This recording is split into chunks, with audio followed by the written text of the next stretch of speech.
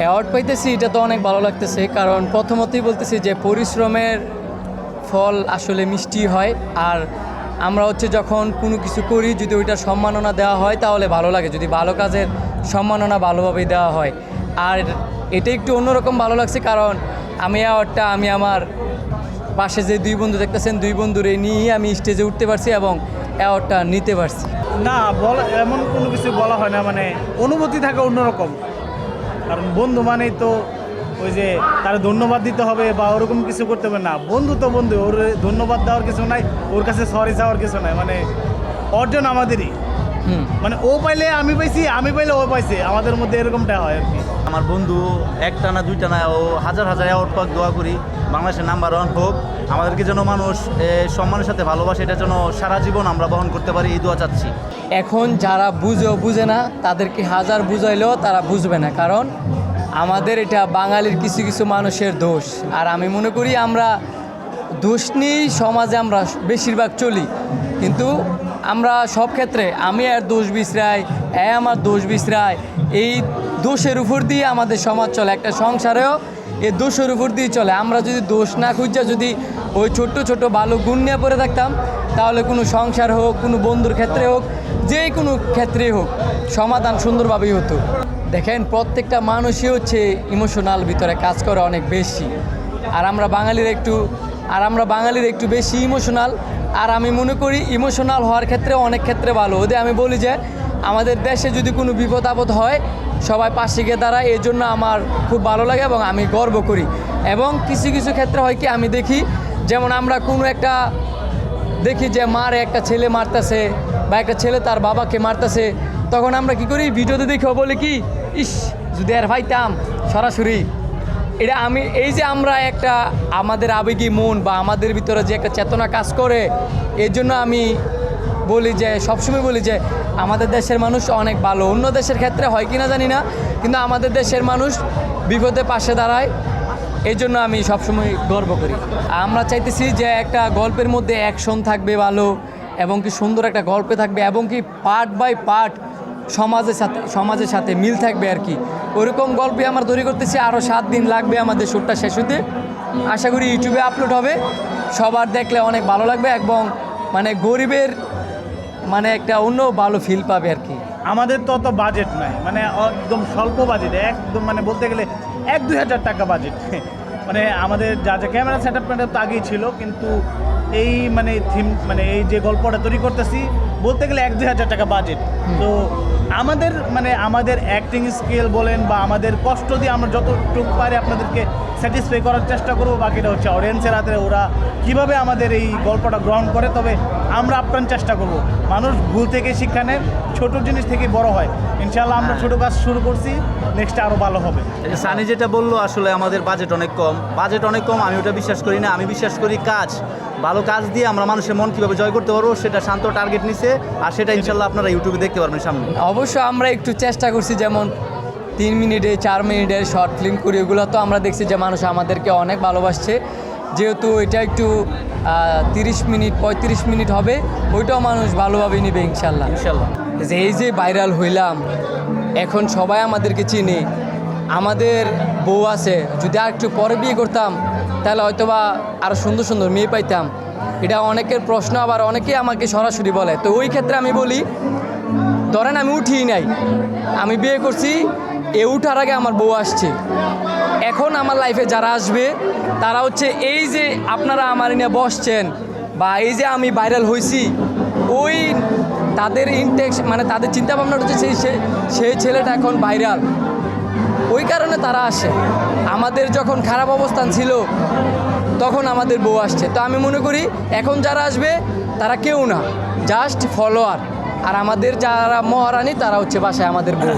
আমি একটা কথা বলি, আমাদের একজনের ওয়াইফ কিন্তু মানে আমাদের সফল হওয়ার পরে আসে নাই, ওরা আসছে তারপরে আমরা সফল হই। মানে আলহামদুলিল্লাহ সফলতা একদম 100%। ওরা আমি মনে করি আমাদের সফলতার, এই সফল হয়েছি আমরা, আমাদের সবচেয়ে বড় কারণ হচ্ছে আমাদের বউ। সবচেয়ে বেশি অবদান হচ্ছে আমাদের বউ। তো আমাদের এলাকার হুজুর আমার বলতেছিল, তুমি যে নাচ গান এবং মেয়ে নিয়ে ভিডিও করো, অনেক শুনি, একজন আমার দেখাইছো, তুমি মাদ্রাসা লাইনে পড়ছো, তারপর এত ভালো ছেলে, এগুলো তো ঠিক না। পরে আমার বাবা বলে কি তুমি যেহেতু মেয়ে নিয়ে ভিডিও করো তো আমি আর কোনো দিন দেশে আসবো না। পরে ভাবলাম যে আসলেই মানে কেউ তো ভালোভাবে দেখে না। পরে আবার মাঝে মাঝে স্বপ্নে দেখতাম যে এটাই কি জীবন, আসলে এই দুনিয়া তো কিছু না, এই দুনিয়া তো 2 দিনের, একদিন না একদিন মরতেই হবে। ওই চিন্তা ভাবনার ক্ষেত্রে আস্তে আস্তে আস্তে আস্তে আমি কিন্তু নাচতে পারি ভালো, পরে লিপসিং দিতে পারি ভালো গানে। ওই লিপসিং ভিডিও শেষ করলাম, নাচের ভিডিও শেষ করলাম, এখন চিন্তা করি যে যতদিন বাচ্চা থাকবো অতদিন সমাজে ভালো শিক্ষা দিব।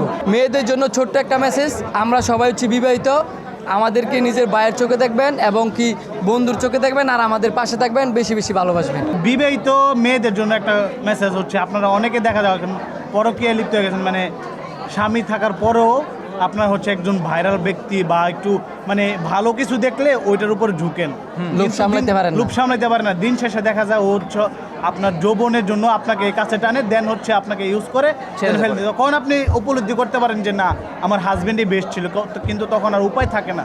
আপনাদের হাত জোর করে বলবো দয়া করে হাজবেন্ড যত খারাপই হোক হাজবেন্ডের পাশে থাকবেন, কারণ হচ্ছে একটা বিবাহিত নারীর হাজবেন্ড হচ্ছে তার বটগাছ বর্তমানে, মানে বিয়ের পরে।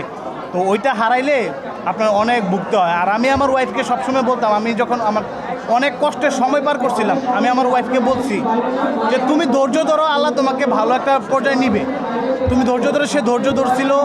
ইভেন কি অনেক কথা শুনতে হয়েছিল যে কি ছেলের বিয়ে করছো, ও রুজি করে না, ভালোভাবে ইয়ে করতে না, কী করে, নাটক করে, কী করে, এগুলো দিয়ে কি জীবন চলে? কিন্তু আলহামদুলিল্লাহ যারা যারা ওরে এসব কথা শোনাইছে, এখন প্রত্যেকটা মানুষ তারে বাহবা দেয়। ইভেন কি বলে, মানে খুব ভালো ভালো কথা বলে যে ওর মানে এখন আমার শুধু প্রশংসাই হয়। তো সবাইকে বলবো যারা কষ্ট করতেছেন ধৈর্য ধরেন, আল্লাহ আপনাদের সফলতা দিবে। আর হচ্ছে হাজব্যান্ডের জন্য দোয়া করেন বেশি বেশি যেন সে সফল হতে পারে। বাবা তো সবসময় সেরা, প্রত্যেকটা বাবাই প্রবাসে থাকে, আবার কিছু কিছু মাও প্রবাসে থাকে। আর যে ছেলেরা এখন আমি প্রবাসের কিছু মানে প্রবাসের ক্ষেত্রে কিছু না বলে আমি বলবো কি, যে ছেলেরা এই যে বাপ মা আপনাদেরকে এত বড় করার পরে আপনারা বউ পাইয়া বাপ মারে ভুলা যান, বা যে কোনো চিন্তা ভাবনার ক্ষেত্রেই আপনারা ওই বাপ মার থেকে দূরে সরে যান। আসলে একটা বাপ মা কখনোই ছেলে সন্তানের খারাপ চায় না। হয়তোবা মাও বুঝ হইতে পারে, বাবাও বুঝ হইতে পারে, কিছু কিছু ক্ষেত্রে তাদের বয়সও হয়, বয়সের ক্ষেত্রেও তারা অবুঝ হয়ে যায়। আপনাদের কি করা উচিত, যেমন ছোটোবেলা যেমন বাপ মা একটা সন্তানকে বুঝায়, তেমন একটা সন্তানের উচিত বড় হইলে একটা বাপ মাকে বোঝানো। কিন্তু বাপ মা থেকে দূরে থাকবেন, তাহলে আল্লাহ পাক আপনাকে আপনার ছেলে সন্তান থেকেও আপনারা একদিন দূরে নিয়ে যাবে অবশ্যই। আর আপনি আপনার বাপ মারে ভালোবাসতেন না, আল্লাহ পাকও আপনারা ভালোবাসতো না। তা আমি মনে করি যতদিন বাঁচবেন ওই বাপ মাকে নিয়েই বাঁচবেন এবং কি বাপ মার সেবা যত্ন করবেন।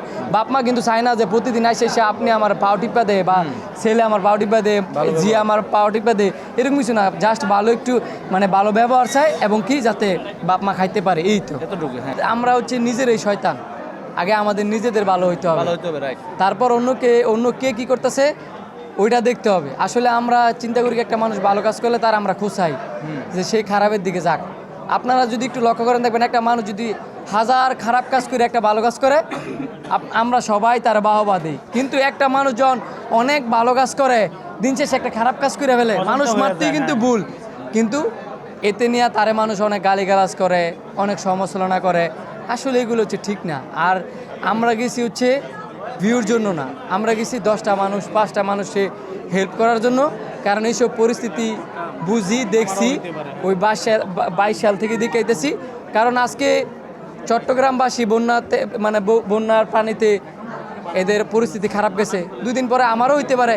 আজকে আমি যদি তাদের পাশে দাঁড়াই, আল্লাহ পাক অন্য কেউর মাধ্যমে আমার পাশে অন্য কেউ এসে দাঁড়াবে।